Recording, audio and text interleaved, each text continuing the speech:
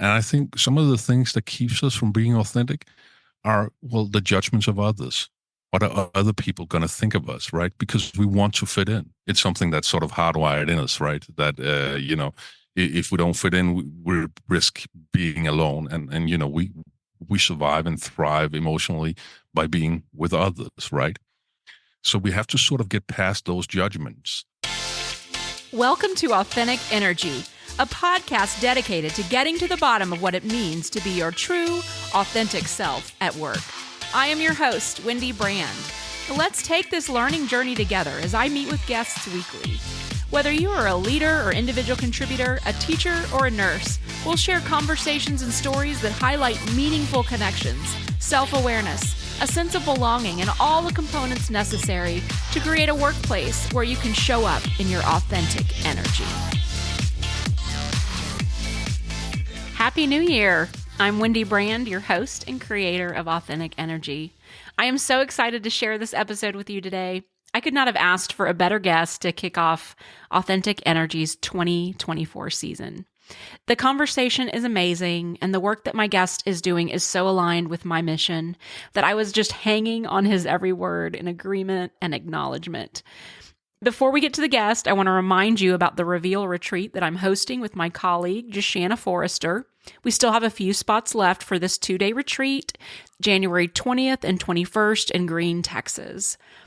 Our focus is really to take your 2024 goal setting to the next level as we shift from what you want to accomplish in 2024 to who you want to become. There is a difference, and when we stop and assess our lives and really tune into our authenticity, the possibilities are endless. Jashana and I will be there to coach you as you uncover some limiting beliefs or blockers that you believe may exist in order to reach those goals and become who you want to be. And we will be building connection and community with each other throughout the weekend. This retreat it's for both men and women. And if you are interested, I hope that you will join us. You can sign up at wmbcoaching.com/retreat. Now, my guest, Mark Meyer, is a psychotherapist and a consultant for the world's largest corporations, leading workshops on conflict resolution, authenticity, and authentic management. He coaches professional athletes in discovering their purpose and counsels both couples and individuals. After founding and spearheading several successful companies, Mark connected with his authentic self and refocused his professional aspirations. He is a business coach and a neurolinguistic programming master practitioner who uses his personal experience to help others live their most authentic lives. He is also the author of the Amazon best-selling book, The Art of Being Authentic, which we'll hear a little bit about in this episode. And here it is. I hope you enjoy it. All right. Welcome to the show, Mark. Good to have you. Thank you. And thank you for having me. So I'm really excited to read your book. It came out last April. Is that right? That's correct. Yes. So tell me a little bit about the book and what the purpose was for you in writing the book. Yeah. I mean, the book, The Art of Being Authentic, was something that I felt that I had to write simply because of both my own journey and the work I do. I often see in life, and also when I do therapy, I see a lot of our psychological pain comes from an opposition between being authentic, being our authentic selves, and trying to live up to the expectations of others and the expectations we sort of impose on ourselves. So, seeing this gap and also experiencing that gap in my own life, I thought, this is something that I want to dedicate my time to. So I began doing workshops on authentic leadership. I began coaching athletes and leaders on being their authentic self and living authentically. And I began bringing it into my practice as a psychotherapist. And that ultimately became the book, The Art of Being Authentic. I love that. Obviously, I named a podcast Authentic Energy. So it's definitely something that we are aligned on there. Really, I've it's funny, I named the podcast Authentic Energy, but I really feel like through the production of this podcast, I have found my authenticity. But I'm curious, a lot of people throw that word around, and we've heard authentic leadership, and we've, heard be your true authentic self. What does authenticity mean to you, being your true authentic self? Yeah, that's an interesting question and an interesting conversation, right? Because ultimately, what's authentic for me is different from what's authentic for you and what's authentic for each of the listeners out there, right? Um, I guess you could say that the way we use the word can also sometimes contribute to a little bit of confusion about it because it is a buzzword. There's a lot of people that use it, right? Um, but I might use the word authentic to describe the Mona Lisa. I would say the Mona Lisa painting is an authentic Leonardo da Vinci painting. And that's because I think authentic has something with being original, right? But on the other hand, Wendy, if I asked you to describe an authentic Italian godfather, what would he look like? Well, then maybe you'd say, well, he'll have a big cigar, he'll have a suit and tie and his hair back. And the reason you describe him like that is because he looks like all the rest of them. So Mm. right now I'm also using authentic to describe a copy. So it's both an original and it's a copy, right? So we use authentic in a lot of different ways, and that can sometimes make it a little confusing for us. I think ultimately being authentic is of course being true to ourselves and being true to who we are. But at the deepest level, I think it's aligning with our purpose. I was going to ask, how do you find your authenticity? And so for you, in the way that you're defining it, it really is aligning with your purpose. And so how do we know what our purpose is? Yeah, and that's some one of the things that keeps us from being authentic is finding out what is it all about. What is it for me? How should I be authentic? And that's a very good question. And I think some of the things that keeps us from being authentic are, well, the judgments of others. What are other people going to think of us, right? Because we want to fit in. It's something that's sort of hardwired in us, right? That if we don't fit in, we risk being alone, and we survive and thrive emotionally by being with others, right?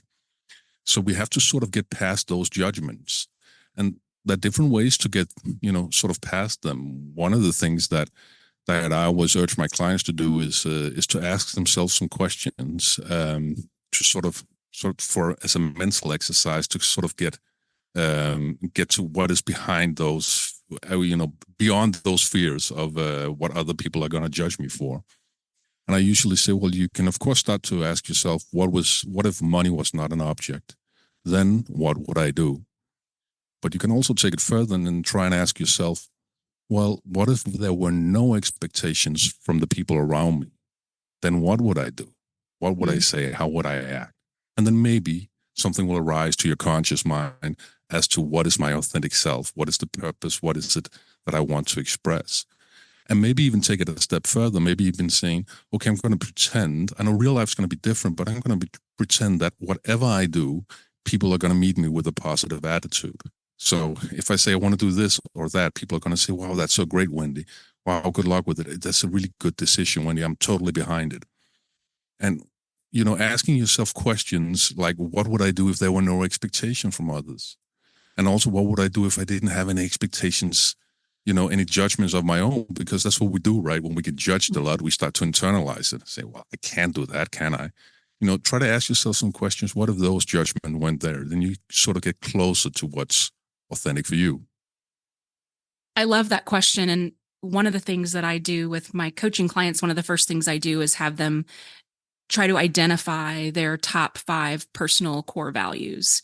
And so I think it's kind of along the same lines of really trying to etch away at what is important to me and what do I value, and using that as a compass for how you make decisions. What job am I going to take? What spouse, what type of spouse am I going to have? What type of life do I want to lead? And I think that's aligned with what you're saying, because I think in order to find your true value, what's important to you, you have to ask, put everyone else's judgment aside, like you're saying, really to understand what is authentically important to you. Yes, exactly. And especially when it comes to values, right? Because sometimes we can adopt values from others. We look to others and we say, okay, or this, okay, one of my values is, uh, let's say that one of the listeners out there might have a value that hard work is a virtue, and that's a very important value for them. Well, maybe they got that value from seeing their parents work very hard, but maybe that also had a backside, right? Maybe they didn't get the attention that they needed. So maybe they're sort of continuing in the process and like adopting some values that are maybe not entirely them. I'm not saying that, it's perfectly fine to have hard work as a value and as a virtue, but maybe it's something you adopted, right? So sometimes it's so important to align with your values, and it's also important to sort of look at what are my values and what are the values I may have adopted from others, right? That's great. Yes. And then even in the workplace, and this is where I saw for me, I told you offline that I burned out twice, and the listeners know I burned out twice in my career, and really only looking back and kind of analyzing where I went, what caused me to burn out. There were several factors, but one of the key things was that I was, in both instances, working either for an organization whose values differ than mine, or I just wasn't living true to my values and my purpose. And so how can we start to bring authenticity in the workplace and really empower our business with authentic leadership and ourselves with authentic living? Well, that's a very good question, Wendy, and I don't think there's one straightforward answer to that, but I think there are many sort of interesting perspectives to what you're saying, right? The first thing you're talking about is burning out, right? And now you have a podcast called Authentic Energy. When I first came across your podcast and I saw the title, I thought, this is really interesting, right? Because one of the things that gives us energy is when we're allowing ourselves to be authentic, when we're in the presence of people that allow us to be authentic, and we can be authentic as well, right? That gives us energy. On the other hand, if we are surrounded by people that does not allow us to be, that do not allow us to be authentic, or we're not allowing them to express their authentic self, then we get drained from energy. I jokingly usually say that that's why you get more energy from hanging out with your friends than your in-laws. Because it's a joke, of course. You can have perfectly great in-laws, but being in the presence of people that allow you to be authentic, or you allow yourself to express that authenticity, that gives you energy. And if you don't, you're going to lose energy. Yes, yeah. We talked early on in the show. I had a guest talking about energy depleters and making sure that you were not.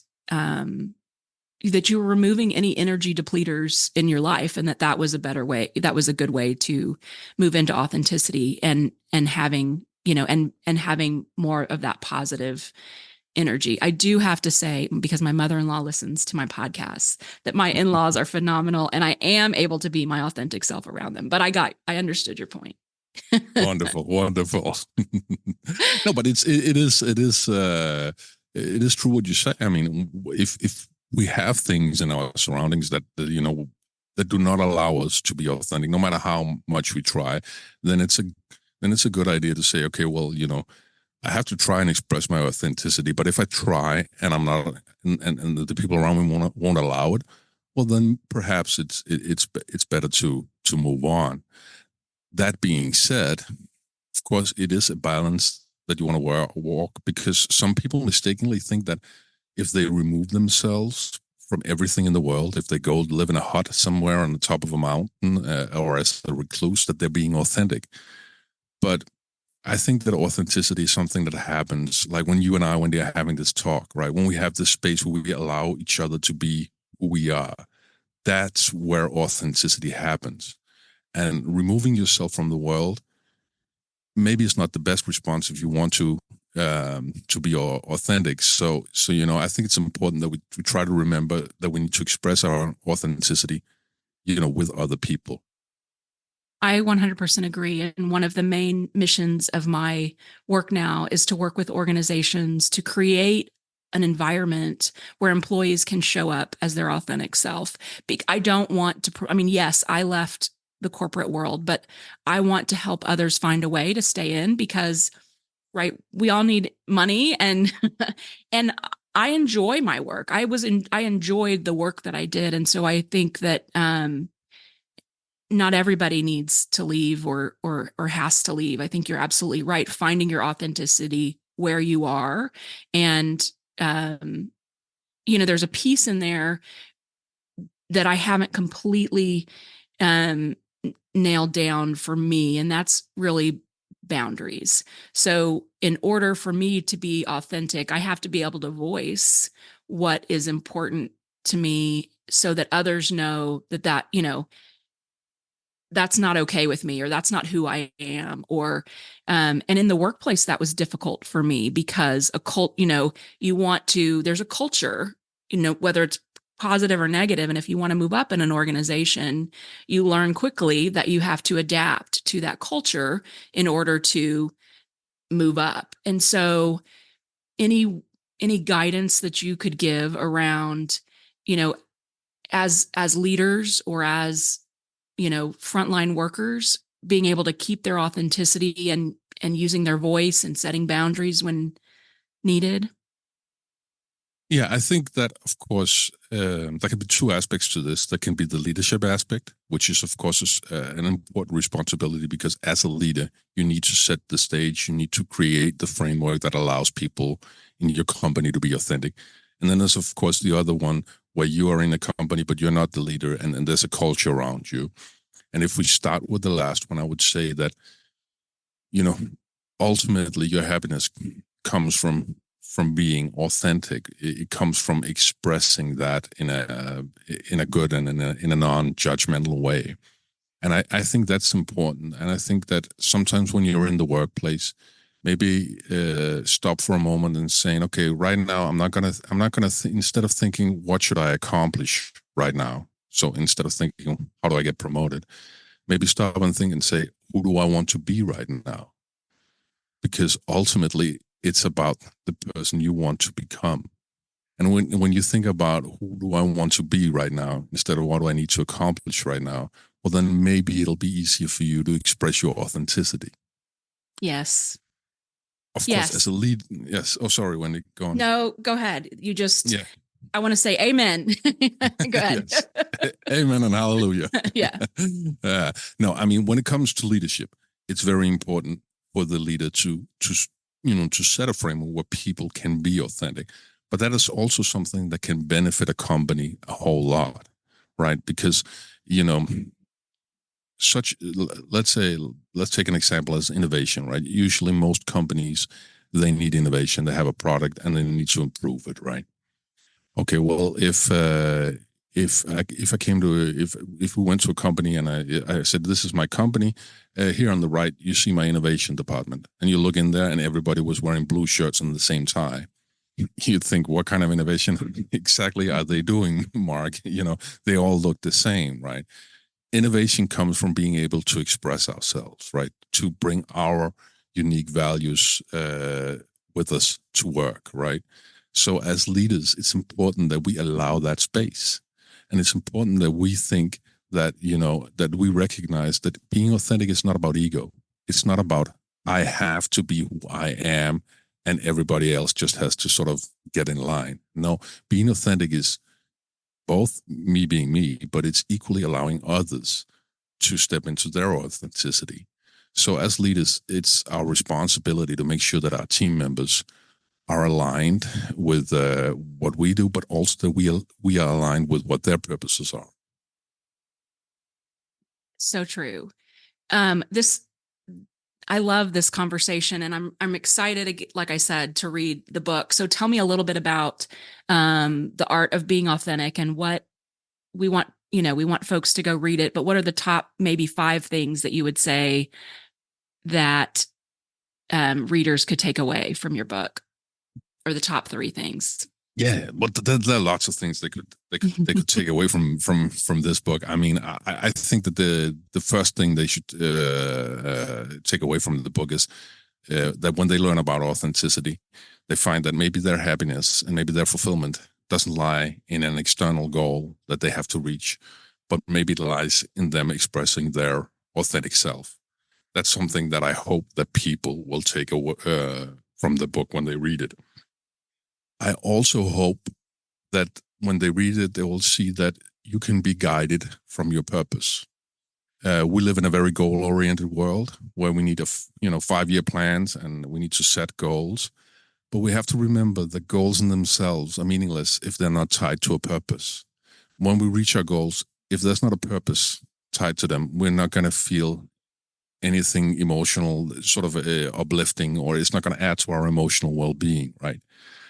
And people can sometimes be a little scared of that because they get their direction from the goals, or they believe they get direction from goals, but you can get direction from your purpose.